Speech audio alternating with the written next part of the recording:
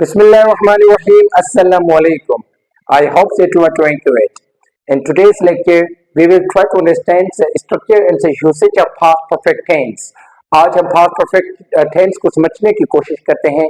सबसे पहले हम इसके स्ट्रक्चर को समझते हैं कि how it is formed. ये बनता कैसे है, इसकी फॉर्मेशन कैसे होती है. सबसे पहले आप क्या यूज करते हो? सब्जेक्ट. एंड सब्जेक्ट के बाद you use its helping verb. And the helping verb of past perfect tense is had. Had इसका helping verb है. With every noun and pronoun, you will be using had. No matter whether the subject is singular or plural. Subject singular है, plural है, noun है, pronoun है, कोई भी है, सबके साथ आप क्या use करोगे? Had use करोगे. And then you use past participle. Past participle का मतलब होता है कि you will be using third form of the verb. आप verb की third form use करेंगे. Okay. For example, the train had left by the time. The train had left by the time I got to the station. जब मैं station पहुंचा तब तक train जा चुकी थी. Okay. जब मैं स्टेशन पहुंचा तब तक ट्रेन जा चुकी थी. So the sentence would be the train had left by the time I got to the station.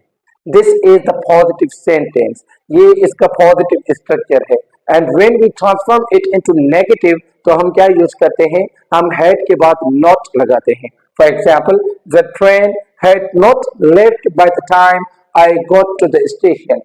जब मैं स्टेशन पहुंचा तब तक जो है वो ट्रेन नहीं जो है नहीं गई थी, मतलब वो वहां से रवाना नहीं हुई थी. So the train had not left by the time I got to the station.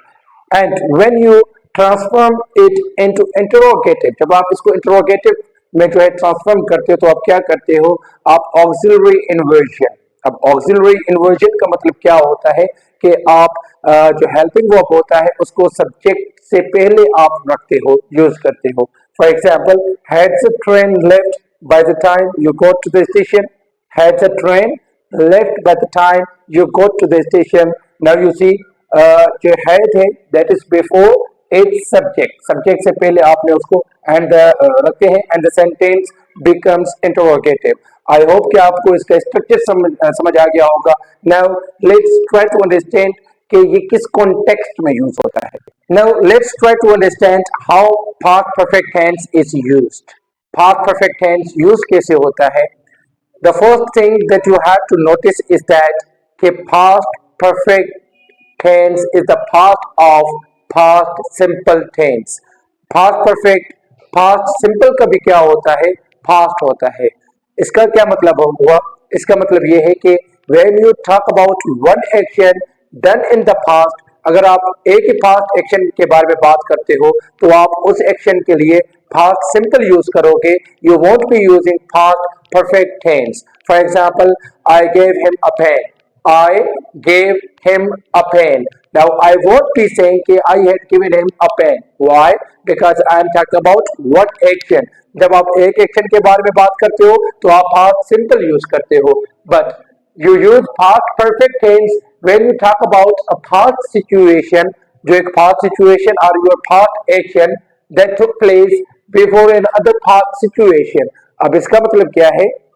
इसका मतलब ये है कि when you talk about two or more than two actions done in the past, दो या दो से ज्यादा जो past actions है आपके, अगर आप उनके बारे में बात करते हो तो उन actions में से सबसे पहला जो action होगा उसके लिए आप कौन सा tense यूज करोगे? Past perfect. जो दूसरे following actions होंगे उसके बाद वाले, उनमें आप कौन सा tense यूज करोगे? You will be using past simple. अब ये एग्जाम्पल से आपको क्लियर हो जाएगा कि इसका मतलब क्या है. Now let's see the example. I discovered that he had lied to me. I discovered that he had lied to me.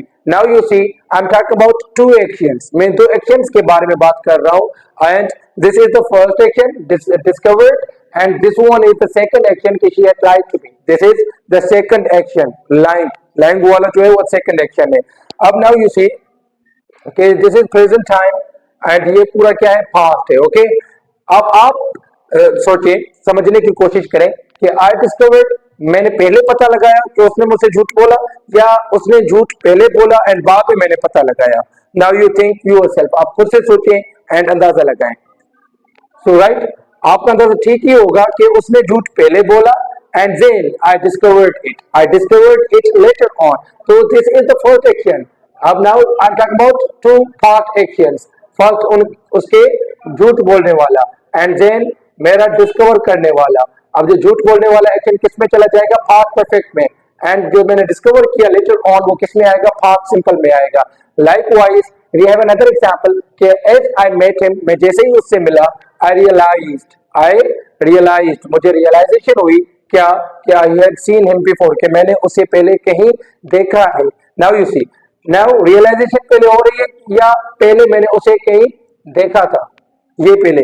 तो नाउ अगेन ये जो है एक्शन है, आई हैड सीन हिम बिफोर, ये पहला एक्शन है। एंड इसको ये एक्शन जो फॉलो कर रहा है आई रियलाइज, ये बाद में हो रहा है। मुझे महसूस, अंदाजा बाद में हुआ, मुझे महसूस बाद में हुआ। कब हुआ? वो भी जब मैं उससे मिला कि मैंने इसको कहीं देखा हुआ था, कि मैंने इसको कहीं देखा हुआ था। तो अगेन मैंने इसको पहले देखा था एंड रियलाइजेशन मुझे बाद में हो रही है। तो अगेन जो फर्स्ट एक्शन होगा that would be in the past perfect. अब फर्स्ट एक्शन का मतलब ये नहीं कि सीक्वेंस में आप ये समझेंगे कि she had like me, we should be here first, no, that would be in sequence. First sequence में नहीं, इवेंट पहला कौन सा हो रहा है, एक्शन पहला कौन सा हो रहा है, तो उस एक्शन को आप किस में रखोगे? पास्ट परफेक्ट में यूज करोगे। आई रिपीट माई सेल्फ, अगर आप एक ही एक्शन के बारे में बात करते हो तो उस एक्शन के लिए आप कौन सा टेंस यूज करोगे? पास्ट सिंपल यूज करोगे।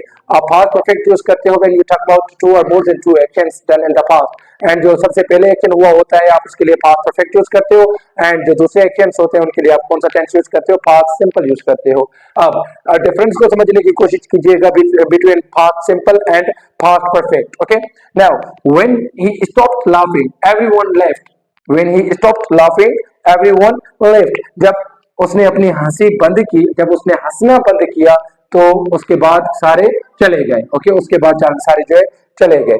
एंड व्हेन यू सी कि when he stopped laughing everyone had left, जब भी आप देखेंगे पास्ट परफेक्ट यूज हुआ है दूसरे क्लॉज में तो वो एक्शन क्या हुआ होगा? पहले, बिफोर। ये पहला एक्शन ये था, उसका हंसना बाद में बंद हुआ है, पहले ही सब लोग जा चुके थे। Okay, likewise we have other examples. I got up when the phone ring, it means कि मैं उठा जब मेरा फोन बजा, मैं उठा जब मेरा फोन बजा। ठीक है, and another example is I had gone to bed when the phone ring. Now you see had use हुआ है तो इट मींस कि this is the first action, ये पहला एक्शन है कि मैं पहले ही अपने बेड पे गया था, सोने गया था, एंड बाद में जो है when the phone ring, phone की रिंगिंग बाद में हुई, पहले मैं अपने बेड पे गया था, सोने के लिए मैं गया था। आई होप कि आपको समझ आ गया होगा। अगर आप दोनों क्लॉजेस में पास्ट सिंपल यूज करते हो तो it's quite difficult for you to analyse कि पहला एक्शन कौन सा हुआ होगा। बट अगर जो फर्स्ट एक्शन पास्ट परफेक्ट, जो पास्ट परफेक्ट में आता है, किसी क्लॉज में पास्ट परफेक्ट यूज होता है तो वो एनालिसिस में इजी हो जाता है, आइडेंटिफाई हो जाता है कि जिस क्लॉज में पास्ट परफेक्ट यूज हुआ है तो वो एक्शन पहले हुआ होगा। अब हम समझते हैं कि दो वर्ड्स एडवर्ब्स आप यूज कर सकते हो पास्ट परफेक्ट के लिए, कौन कौन से? Already and just, already and just, already and just. अब कैसे ये यूज होगा ऑलरेडी? अभी जो इसको समझने की कोशिश करते हैं कि ऑलरेडी एंड जस्ट कैसे यूज होगा। अब for example, the film had already started, the film had already started by the time we got to the cinema, the film had already started by the time we got to the cinema. हमारे cinema पहुंचने से पहले क्या हुआ? Film जो है वो start हो चुकी थी। नाउ यू सी कि फिल्म का स्टार्ट होना पहले है एंड सिनेमा पहुंचना जो है वो बाद में हो रहा है। एंड ऑलरेडी से ही हमें पता चल जाएगा कि जो ऑलरेडी हम यूज करते हैं, ऑलरेडी का मतलब क्या है? पहले। ओके, ऑलरेडी का मतलब क्या है? पहले। And that's why you can't use already in past simple. आप ऑलरेडी को पास्ट सिंपल में यूज नहीं कर सकते। Likewise he had just reached his home, he had just reached his home when it started raining. वो मतलब short time पहले, थोड़ा सा पहले, मतलब एक चंद सेकंड्स पहले अपने घर पहुंचा, उसके बाद क्या हुआ? बारिश होना स्टार्ट हुई। वे अच्छा, he just reached his home, he had just reached his home when it started raining. वो जैसे ही पहुंचता है बाद में बारिश का होना, पहले उसका पहुंचना एंड देन चंद सेकंड या चंद मिनट्स बाद बारिश होती है। तो आई होप कि आपको समझ आ गया होगा। If you have any question और confusion you may ask me in the comment box. Like and share the video and to subscribe my YouTube channel. Thank you so much.